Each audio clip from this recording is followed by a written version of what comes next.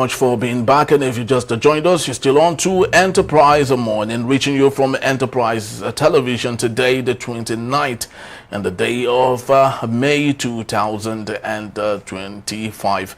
And of course, let's have our conversation for today.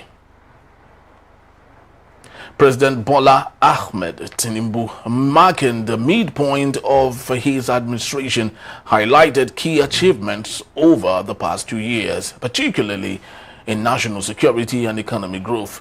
He announced that Nigeria's external reserves had surged from $4 billion in 2023 to over $23 billion by the end of 2024. Tinubu also defended his administration's controversial decision to remove fuel subsidies and unify the foreign exchange market, stating these reforms were necessary to rescue the economy from collapse and set the nation on a path towards stability and growth. The president acknowledged the hardship Nigerians have faced due to the reforms, but maintained that they were unavoidable. He said the country risked a deeper fiscal crisis, runaway inflation, external debt, default, and fuel shortages if both actions hadn't been taken. Under his renewed hope agenda, Tinubu pledged to fight corruption, improve security, reform governance, and reduce poverty. He also pointed to signs of progress, including a decline in food prices, a rebound in the oil and gas sector, and over $8 billion in new investments. Despite these claims, opposition parties such as the PDP, the Labour Party, the CUPP criticized the administration's performance, calling it the worst in Nigeria's history.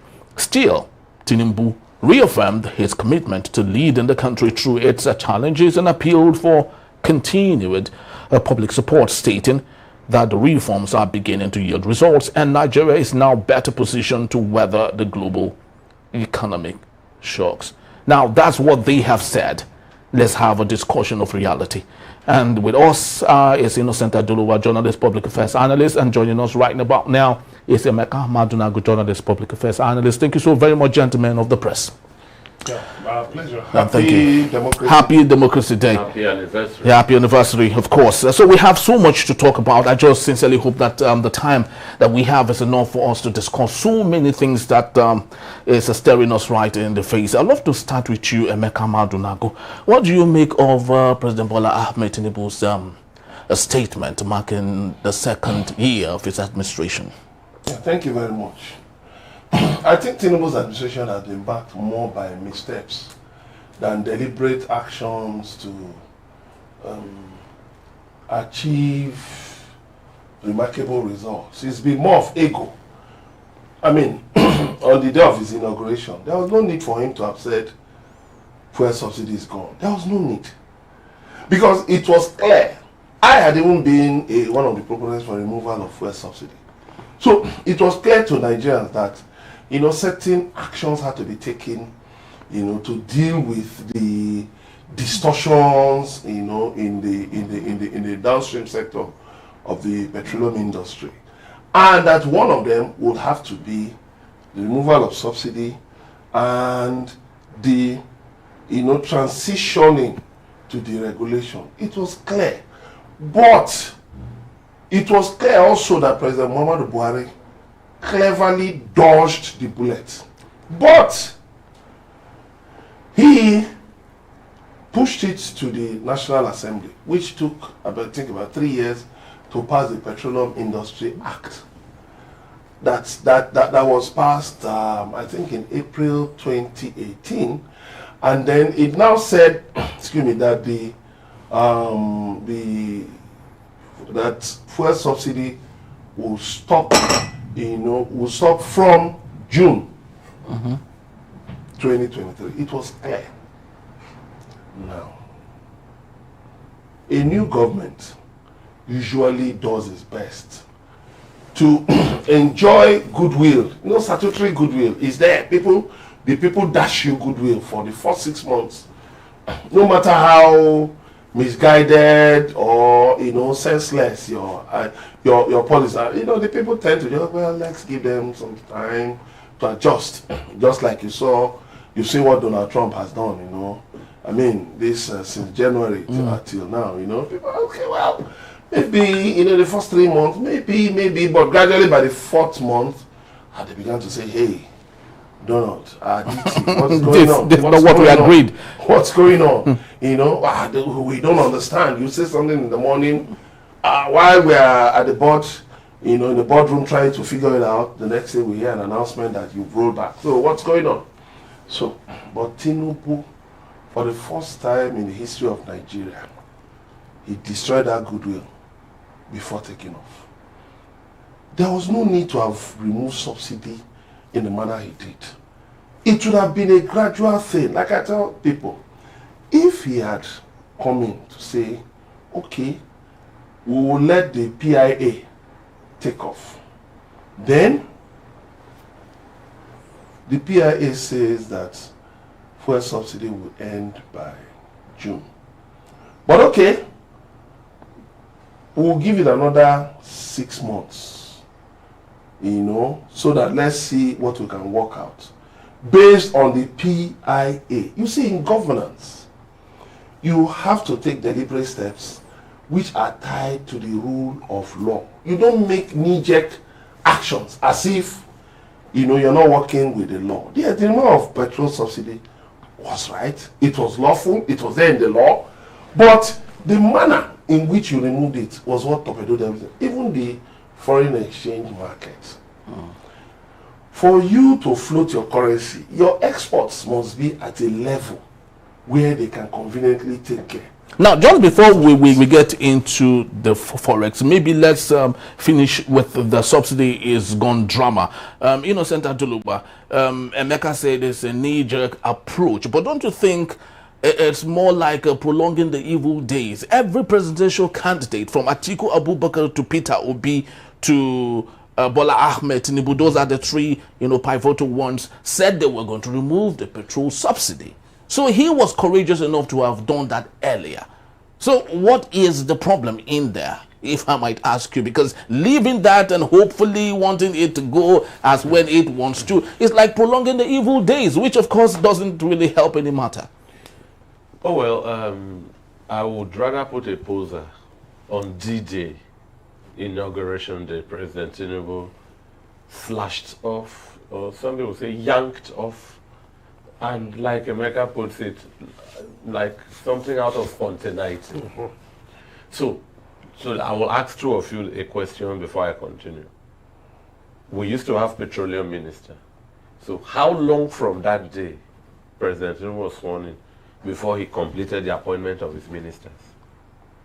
Well, he is the substantial minister. He's a Minister of Petrol. Yeah, he is. The other ministers. Okay. How long from it took him, I think, till July, ending of July. So if you ask me, I would have said he could have left it till that time and say, now that ministers have been completely appointed, in my capacity as a petroleum minister, I will be. What Emeka advocates, which all Nigerians wanted, was a soft landing. Thank you. A soft landing.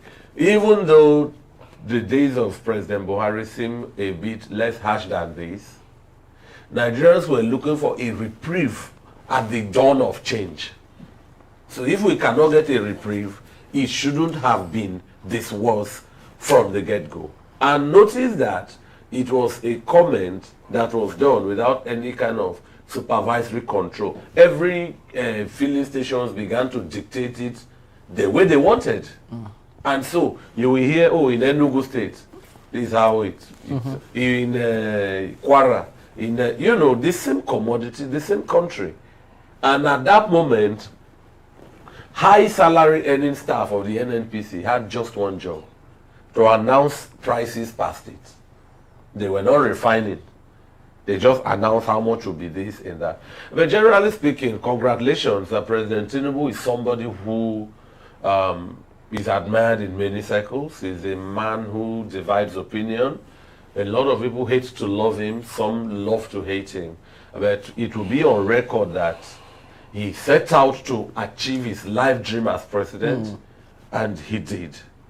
What Nigerians want from him now, I've already said it on this program, that come May 29, President Tinubu will roll out a statement aptly crediting himself to some good policies. Now, and trust that the APC are not short of such people. So those are the kind of statements he has read, and I would say President Tinubu is very correct. Now, to verify it, now we need to now go to the streets to see if what he read is the reality on the street for the common man. Well, there are two sides to every story.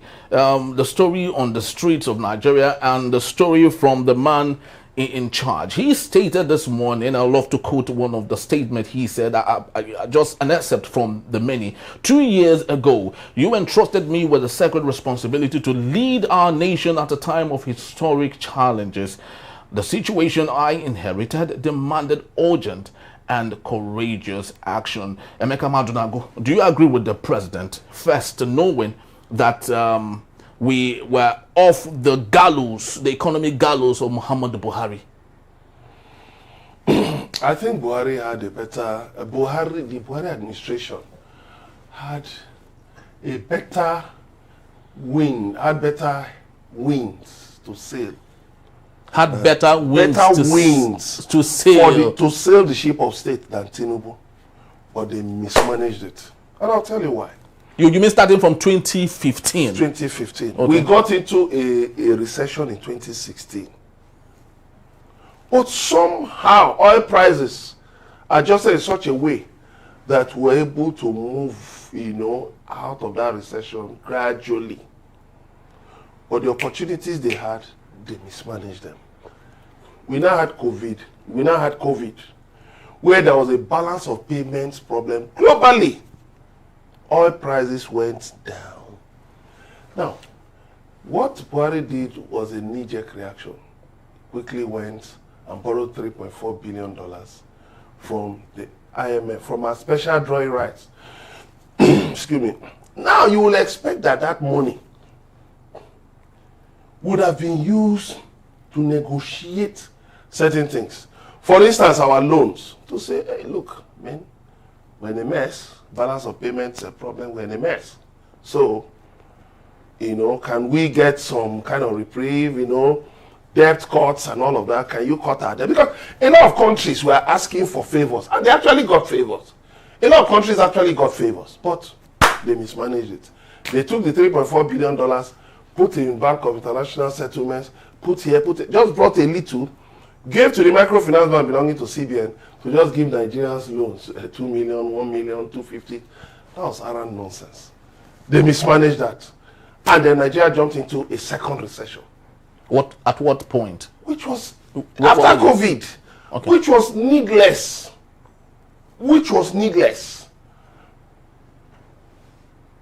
Now, the money spent on trying to defend the Naira. One problem we've had with administrations is that when there are lucky breaks, maybe oil price goes up, they don't use the extra money to quickly plug certain gaps. What they do, including the Tinubu administration, is that they now increase spending. And that is why we are in this mess. Well, this has always been a perennial matter. It's not very peculiar to. It's not a very I remember when Ogo was stating, even to the Goodluck Ebele Jonathan's term, let's save. But of course, they never wanted to save. Good. Let's save. Goodluck Jonathan and the governors said they won't save, except Peter Obi, governor of Anambra State, who said he was going to save. And you can see what he did with the savings from his state. Now, Tinubu came in. He said it was at a so, all of that. Now, you remove subsidy. What did you do next? The PIA said, the petroleum industry has said that NNPC should be privatized. NNPC should be taken to the capital market. Up to today, they've not done that, which is a gross violation of the PIA. Because these actions were to follow systematically and to cushion. So the savings you made from subsidy, what did you do? That money should have, for instance, been used to say, okay, these refineries are obsolete. They are brownfields. So no matter how much we pump into them, we cannot, You understand? We cannot, just like an old building. Can't recoup. You keep trying to renovate it. Look, man, we just got to demolish this thing and start from the ground again. That was the situation where we were. But what did you do? You took money from the people and you now gave to governors. And you've seen the irresponsibility in the states. But Emeka, you all agree with me that there are 3 tiers of government: federal, state, and the local government. I agree. So if that money is distributed in that, yes, according to section 162, subsection 3 of the Constitution, it says that every money earned by the federation should be paid to the federation account and shared to federal, state, and local government. I agree with that, but don't forget again. Remember, under Buhari, there was a time when there were Paris Club reforms. The Minister of Finance then came at Osun, warned the government. He said, look, these Paris Club reforms, let us use these Paris Club reforms to plug deficits, to plug infrastructural gaps. But what did they do? They ganged up and they now brought out her NYSC problem and used that to kick her out. Then the spending spree started again. So you see, our problem in Nigeria up till now as I speak is not about getting money. It's not about earning money. You know our problem? We have a spending problem. Once money comes, boom. Once money comes, and we don't even, the recurrent, what we spend on recurrent. Imagine constituency projects. Imagine National Assembly budgeting how many millions? 200, is it not 233 million? For one, is it one solar light? How much is a solar light sold? Between 30,000 and 150. So we need to curb that appetite, which was what I expected Tinubu to have done. To say, okay, good. Governors, yes, the Constitution says so, and so. But also, we must first of all find a way to plug our debt burden. All of you, the debt Nigeria is owing, states, all states are owing debt one way or the other. Let's now, this way and this way, let's reduce the debt. Do you know there was a time, under Buhari, when we were spending almost 98% of our revenue on debt servicing? Not debt repayment, debt servicing. It's still happening up till now. I know they've reduced it to maybe 80-something%, but still spending that. He could have used that subsidy to say, okay, look, we have to find a way to reduce our debt burden. Okay, we are going to sit down. We are not going to borrow. What we will do is that, okay, let us agree that we will use this money to collectively deal with infrastructural issues. So that along the line, when you now have the economy rolling, because, you know, when you invest in infrastructure, you understand, money moves. Then you also invest in the people. That is the problem that are sales developing countries. Well, that's why Sub-Saharan Africa is the poorest region in the world, because we build road, we build bridge, we build airports. But the people are left out of all those calculations. Now, talking about the people, yes, and talking about the people, Innocent Ajuluba, let's take a look at some of the supposed achievements of President Bola Ahmed Tinubu in 24 months. Emeka talked about people, building people. President Bola Ahmed Tinubu stated here that over 900,000 beneficiaries of presidential loan and grant scheme were, of course, taking advantage of helping people. 900,000 out of 220 million. That's why I asked, not up to 1 million. 900,000 people. And loans. Yes. The size of the loans not mentioned. No, it wasn't. You see, I got my first shock in life when I saw the respected Professor Yemi Osinbajo in the markets sharing cash in the wake of the... Was it not 10,000 or 50,000? I didn't know that a country's vice president or anybody in a country to shore up economy goes out distributing raw cash. I thought, oh, you could run the textile industries and then people will farm cotton and then technicians will mill the cotton. There's a value chain. And then there is a chain of supply. So I thought, or Nigeria has a lot of palm oil. Oh, you grow more palm oil plantation. Then you grow processing industries.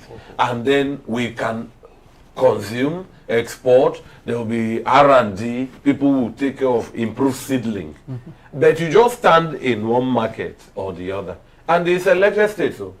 And then you share, okay, if you give me 10,000 today by 12 noon, I mean, where would you can't meet me. The money is even gone before I come. But if you put it in one income generating, a returns on investment project on ground that people see. Yes. Look, I'm sorry to digress. I was angry with, what was that man, Traore, who took over power in Burkina Faso. yeah, that he distorted the democracy. Then I went to see his achievement. In 2 years, he has rebuilt a mine for the state people to work, mine. While here in Nigeria, they are talking about NNPC still standing, where PIA has given its verdict. You know, so Henry, that 900,000 loan per se. 900,000 Nigerians who benefited from yes, this. if you give 900,000 Nigerians loans, in Lagos State alone, it will not impact anything. In Lagos State alone, just this Lagos, that is milling with over 20 million people, of whatever demography, 900,000 will be a drop in the ocean. And you see, the president, I told you the president is right. They will credit themselves with several achievements. Then Nigerians would wait for the government to convince them with tangible pragmatics on the street. Henry, you will move. I know you have your own but the big, I from where I see two big problems in Nigeria. There could be more. Number one for me is insecurity. Number two for me is the new nomenclature, food inflation.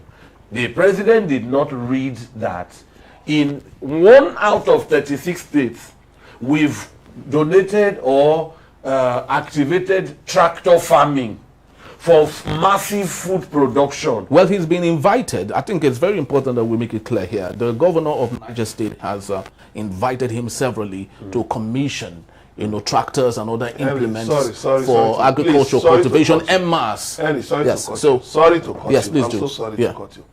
Please don't mention that governor, because that's one of the disasters we have here. Why would you say that? A governor who took a loan.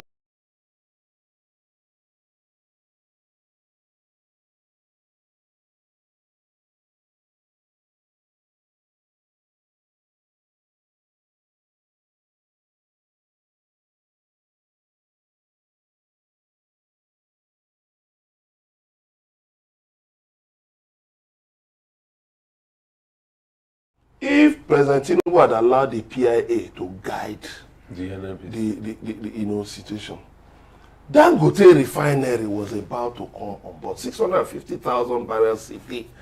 Look, you see, this country, one problem we have is that many a time, for those of us who believe in God, we get miracles. I can begin to point to you from independence. We just seem as if God just did, like they say on the street, God just did Christmas for us. But we always mismanage these opportunities. Look at Dangote refinery, came in about that time. That the president could have sat down with Dangote refinery. You even had this Watersmith refinery in Iyagwa, Imo State. It was there. You had the Edo refinery producing, but even though at least they were not producing PMS. But you could have sat down with them because the local content NMDB, the local content board had invested, bought share 20% in some of these refineries. So you could have said, okay, fine. Through the NCDM, the Nigerian Content Management and Development Board, and I said, okay, Dangote, okay, already we were supposed to get 20% shares. What we did, we reduced it to 12.7%. And okay, Dangote, what we're going to do is this. From these subsidy savings, Dangote, we are going to ramp up our investment from 12.7%, which Buhari left it at. We'll ramp it up to 25%. Dangote, whatever it takes, we want you to start bringing out PMS. From the end. From Dangote refinery. Okay. Latest by July ending. Let's suffer this in the report. Latest by July ending. And then we are going to have a ceiling of a price ceiling, whether maybe, 600. In the meantime, we are going to go to CNG, even though it's not 11. Then we'll try, let's see, electric vehicles. Let's see whether there are certain other things we can do. Dangote refinery was like Christmas for us. Why didn't we take advantage of it? Now, at that time, oil prices were around $85 per barrel. Today, oil prices are looking at $50 per barrel. They're in the 60s. But if care is not taken the way Donald Trump is going with oil, and then the way OPEC is set to release over 1 million barrels extra into the market, and then add the third danger, that if the ongoing negotiation between the US and Iran go through successfully, Iran is going to pump in millions of barrels of crude into the market. And the price is feared. The price might drop to $40 per barrel. One, our budget, 2025 budget, is predicated on $75 per barrel. It has become obsolete. You are praising yourself for obsolete. You predicated the 2025 budget on $1,600 per barrel. Today, on $1,600 600 naira exchange rate. Today, the exchange rate is 1,660 naira. So what it means is that everything predicated on, you also predicated on an oil production of 2.06 million barrels per day. Today, we are around 1.7 million barrels per day. So all those your projections in the 2025 budget and the medium-term economic expenditure framework are obsolete. What should you do? Shouldn't you call your economic team back to say, you see, we have to tinker with that MTEF. We have to tinker with 2025 budget. National Assembly, you see these consensus projects, we'll have to slash, we'll have to have a review. Well, we know that is not feasible. It's not. You are not in an election year. You can do certain things. You can do certain things. You are not in an election year, so you can hold the bull by the horns. Do it, and then do those things. The elite may not like you, the political class may not like you, but let the people breathe. You have 1 year. You have another year within which to go and beg the political class. Guys, we just had to do it to make the people happy. But you must be courageous enough to bite the bullet. Now, let's talk about courageous enough to bite the bullet. President Bola Ahmed Tinubu said he has done that with over 400 ongoing road projects, including 2,700 kilometers of super highways. The 9th mile Makurdi or to Enugu Road is being dualized as we speak now, and so many other roads. The Lagos Sokoto highway, Badagry Sokoto highway is still there. The Lagos Calabar highway is there. Lagos Calabar is only 30 kilometers. So you see, when we list, let's also do accountability. We list 2.4%. Yes, I will please jump in on that. Please do. The dailies of 2 days ago said the president will be inaugurating section 1 of the Lagos Calabar highway. And of course, President Tinubu is a man of many firsts. And I'm going to say that this is the first time I'll see you are doing a road not completed. Then you sectionalize it and inaugurate. Is that a synonym for commissioning or what? You inaugurate one section, and then the masses will take the communication home that, like when that debt was announced, people thought the communication pattern was like all Nigeria foreign debt were gone. Yes. So there are good communication twisters, which is a beauty with the APC, but a section of the road will be commissioned. A section. And when that is done, there will be loud noise, celebration. Well, there's nothing bad actually if a section of the road is commissioned. 30 kilometers is really not, it's no small feat. Eric, after 18 months. Hold on. Commissioning goes with budget, are you aware? or inaugurate. There's a budget for that, which could have been thrown into the road. Into the road. Yes, and then when all of it is done, you do a one-off. Look, let me ask you, Henry, have you seen in the US, in the UK, Germany, serious country, the Chancellor of Germany goes to take scissors to commission one building they just have you ever seen? No, sorry, let me just help you, sorry. If you remember, President Obasanjo visited Ekiti State one time and cut a rope. He was told that this was a road project, so that he will stand somewhere and cut it. Not knowing that just where he was standing was where the road ended. He was also told to commission, I think it was a poultry. But at the end of the day, he found out that the things he went to commission didn't exist.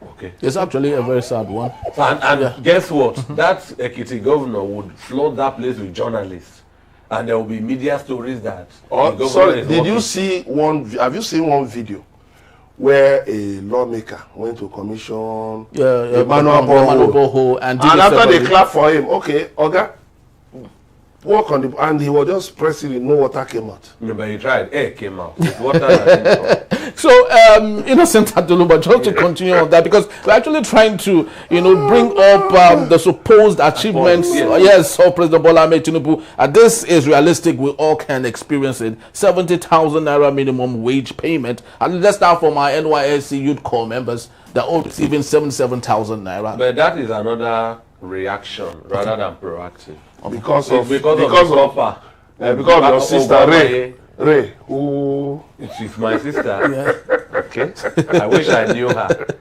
Oh, my father has questions to answer. Yes. So, but it was. Don't ask the man. He's resting it. Leave the man to rest in peace. Don't worry. God rest his soul. All sins are covered. Yes. Maybe he even joined APC before, and he may have met all his sins the political archbishop Adams Oshomole, and all forgives all his sins. Yes. So let's get to if you look, there are lots to prove from what President Tinubu has rolled out. You could just go to the street with interviews, and you will hear this copper thing just. It's a matter of months ago now, and as at the time, wasn't that like in March or February? This pronouncement was from last year, and the guy tells you, "I'm yet to get." So something we just started reactionary. And look, Henry, let me tell you, whether it is President Tinubu or President Peter Obi or President Buhari, whoever is president, can work well. This country has overburdened the center. The central government is overburdened.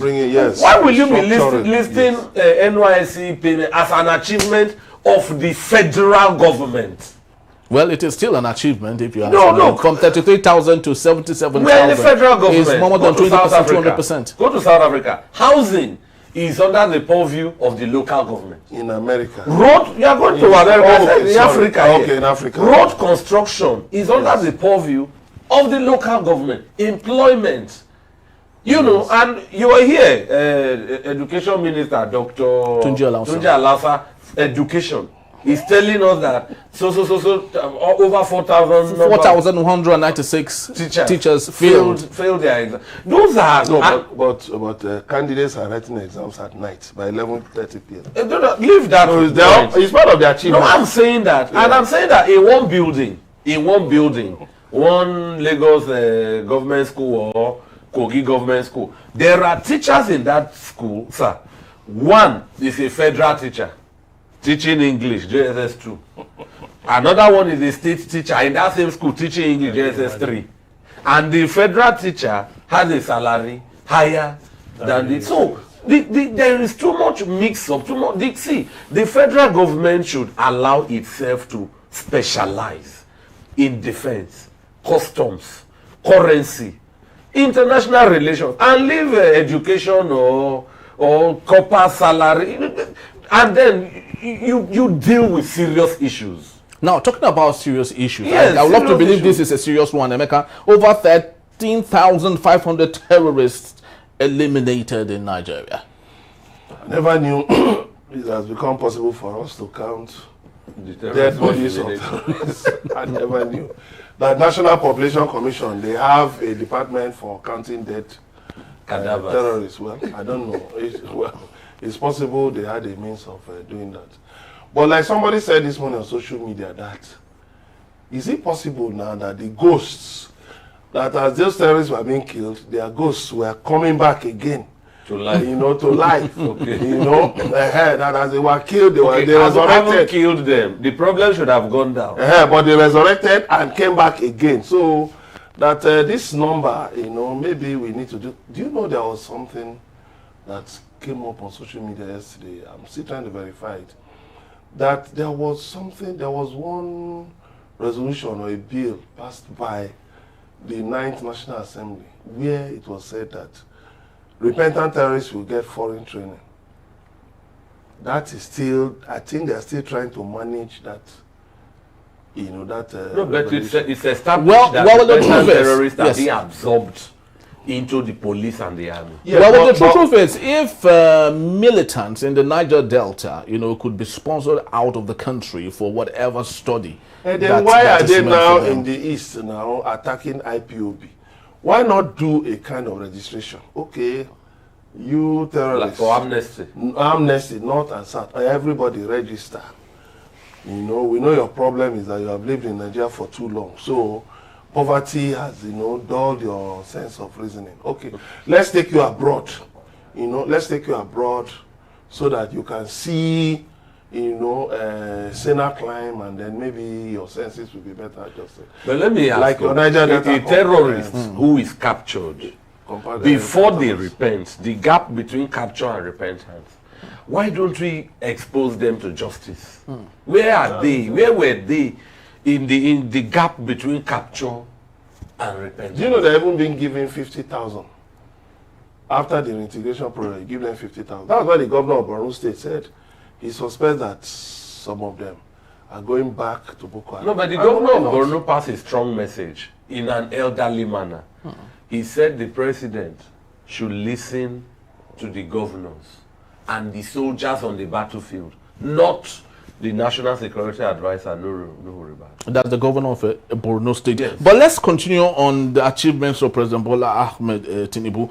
And it's stating here that over $50 billion in new FDI investment, foreign direct investments. Of course, we could remember at the first 2 months of President Bola Ahmed Tinubu, 3 months of President Bola Ahmed Tinubu ascendancy to power, he went to India and told us about $14 billion from India was coming into Nigeria from investors. And later he went to Saudi Arabia, I would love to believe, or some other Asian country. In Qatar. Qatar, yes, exactly. So maybe the accumulated sum is what we have as $50 billion of new FDI investments. Henry, look, I might, how is it said? Somebody sounded like a broken record. All of these are needless. I don't know, Mecca will help me with that. Leave Niger now. If every governor does massive mechanized farming, whether it is yam or cassava or tomato or greenhouse farming, greenhouse farming will enable you to have 12 months. And then we have agro processing. In Nigeria, 1 month you buy tomato of 1,000 and you cannot finish it. The following month is now 2 that is 1,000. They say it's in season. Why don't we go into this massive processing? We have neighbors in Cameroon, Benin, Niger, Equatorial Guinea, down Gabon. And then we export. Because these FDIs come here to do what we could have been doing that we are not doing. And the government points at it as achievement. And all of this deepens and the weaknesses of the Naira. Do you know the problem? What about the multinationals that have run away? You are talking of FDIs, but GlaxoSmithKline and the rest of them. Even a big company like Guinness, you can see the story around them. They've been trying to manage the exit of Guinness, but you cannot. I mean, you can't manage that. All right, but let's try to see if we can maybe sandwich many more achievements here. Net foreign exchange reserve up from $3.99 billion to $23.11 billion. And also over $8 billion in new oil and gas investments unlocked. New landmark tax bill, and most importantly, the new regional development commission, northeast, southeast. So I love us to is there a southeast regional development? Yes, yeah, there is. But you know the thing. What about North Central? All of them. All of them. They all these commissions are a waste. They are unnecessary. We are talking of restructuring. Devolve power, more power to the states and the local governments, and stop all this micromanaging of the federation. But the Bola Ahmed Tinubu has done that. They get the windfall now. A FAC allocation going to states and local government. Isn't that enough? So why are you now? We're talking of cutting the cost of governance. Why are you increasing the cost of governance? Why are you creating more ministries? Why you have over 50 ministers? Why are you increasing the size of the government? We don't need those development commissions. What are they coming to do? Already you have the NDDC and governors quarreling over projects. Governors tell the NDDC, carry us along in this project, because some of these projects are already budgeted for. But you come and carry out the projects, you don't even know the technical components of the project, and then you distort the entire process. They are still with that. Now you are bringing in development commissions. So come on, the Northeast Development Commission, what did they achieve? Established by Buhari, what did it achieve? They are talking of foreign reserves. What about the debt? As at the time Muhammad Buhari became president of Nigeria, the debt of Nigeria was not around 40 trillion. Today, look at what it has ballooned to. Almost 180 trillion. Over 100 trillion. What are we talking about? So instead of reducing the debt, you are now looking for excuses to increase the debt. You are talking about a tax bill. The governors have considered, National Assembly has, how far? National Assembly has passed the tax bills. Why have you not signed the tax bills? The urgency with which you put the tax bill was as if we didn't accede to the tax bill, Nigeria will scatter. Why have you not signed the tax bill? Why should it be as at May 29 you are talking of tax bill instead of tax act? We're not fools now. So the problem of this administration is that, look, there is no well thought out policy on, and there's no forward looking agenda on policies. Now, in 90 seconds, if we all may, we can't leave here without, of course, speaking to security and the deficit that we have. Without a secured nation, there won't be a nation. Innocent Aduluba, speak to us on this. President Bola Ahmed Tinubu said he has done so well with the security, managing it and controlling it and making sure everything is good. But of course, we still have Nigerians refusing to join the military. Well, a good security, a good economy is the security of any democracy.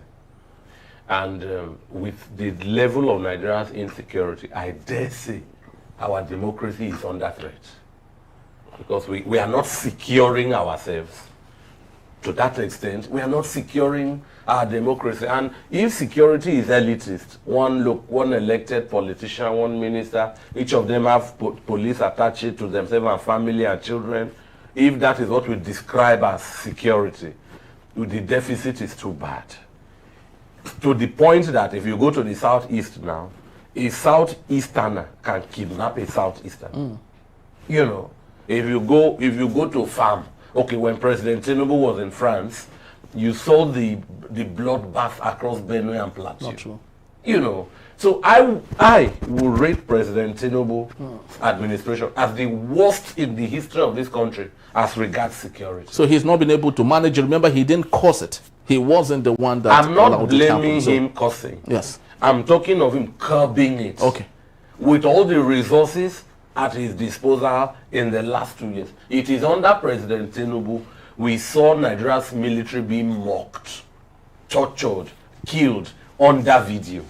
Nigeria's glorious military, who we know and read about delivering peacekeeping job in Liberia, away from home, in Sierra Leone, away from home, way back in the 60s in the Congo, Myanmar. Now on home terrain, that you should know your backyard here and there. The Nigerian military, was it not this week or thereabout, a military barrack in Borno State was overrun. Maybe that's where Emeka is asking, are they defeated? Maybe they are ghosts. Are they returning? Yeah. So it's one thing for, look, one man I admired, one man I'm rounding up, is the deceased president of Venezuela, Hugo Chavez. I used to hate him because I hear about him on CNN as a bad president. So I took special time to watch. One day, I watched the same Hugo Chavez on Al Jazeera. The man has constructed this cable box rail to poor districts in the country. If you cannot afford transport to town, come free. 2, this shirt Emeka is wearing, if it is $1,000, he bought plenty and put in supermarkets in villages for $300. That's welfareism. That you know, this is the man reported as bad. Then the last one was, he went to the hospital and he did a video. Hello Venezuelans, I'm going to the clinic. I have this disease. I don't know if I'll return. I'm greeting all of you. The day of his operation, they showed him again. He said the same thing. The day he came back, he said the same thing. Months later, he died. So it was old women that made me see this. Old women were weeping that their beloved president has died and were reeling out in villages, not in what's the capital of Venezuela? Is it Caracas? Caracas, yes, Caracas. Yeah, not in Caracas, in their district. So, Henry, whatever achievements President Tinubu has scored on the security lane, people will testify. We are not seated here to just talk bad or pretend we are not aware of his milestones, but on security-wise, and that has impacted food. Nigeria has never had food. So in Nigeria now there are newspaper headlines. Boko Haram and bandits telling farmers to come and see them and settle before they resume farming season. It's a newspaper headline. So this is advance notice that the security does nothing about. Farmers pay to go and farm or harvest. You know, farmers are kidnapped. Many farmers in their ancestral land have fled, and a testament that counters every of Tinubu's security achievement is the swelling population of Nigerians in IDP camps. Well, let's, if possible, cut Tinubu and his administration some slack here. We're not holding brief for him. But Emeka, you will agree with me that a child that's 2 years old might not be able to do as much as a child that's 10 years old. So is it possible to maybe, let's say, it's 24 months, maybe let's allow him 4 years and see before we now, of course, lambaste him and all that. He's already looking for another 4 years. Making it 6 more years. Even without getting to the 4 years you said. Look, Nigeria is not 2 years old. Nigeria is going to be 65 this year. And governance is a continuum. It doesn't stop because a new person comes into power. No, it's a continuum.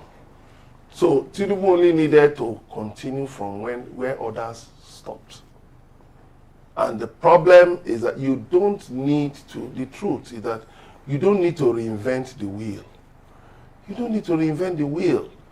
So all of these things they're doing, going up and down, reversals and all of these things. And then look, is it the nepotism we're going to talk about? You're bringing people from your tribe into different positions, and you say I should cut such a person some slack. Come on, I don't take such a person seriously. Because you are violating the law on federal character.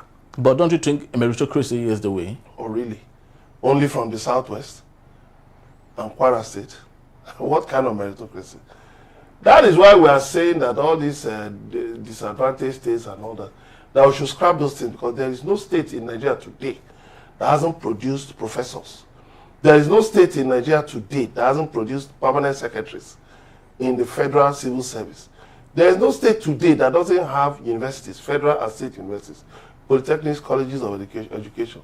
So meritocracy cannot come from. It is because of inclusivity, diversity, that these laws are there. Federal character. You must reflect federal, it's in the law. You must reflect federal character in your appointments. So does federal character reside only in the southwest? But every lane in Nigeria is captured. He didn't, the ministerial, is either you are the minister or you're the state minister. So every state in Nigeria is captured. So would you say... Yeah, it's disproportional. It's disproportional. And it's not proper. You even announce another set of appointments, it's still people from the southwest. What are we talking about? Buhari did his own, it was nauseating enough, we condemned it. Tinubu has now taken it to a more ridiculous level.